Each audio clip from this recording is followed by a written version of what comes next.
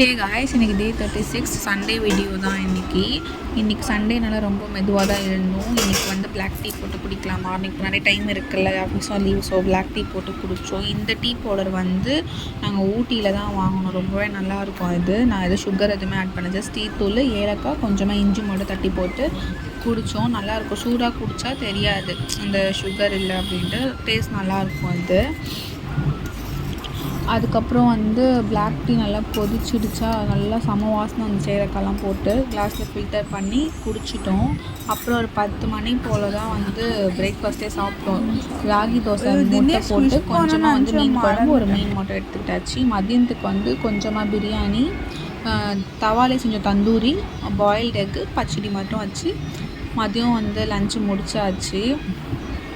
அதுக்கப்புறம் நைட்டுக்காக வந்து சன் டிவியில் சிங்கம் படம் போட்டிருந்தோம். அதை அடிக்கடிக்கு இப்போ 40 வாட்டி போட்டால் கூட எங்கள் வீட்டில் உட்காந்து எல்லோரும் பார்ப்பாங்க, நாங்களும் பார்ப்போம்.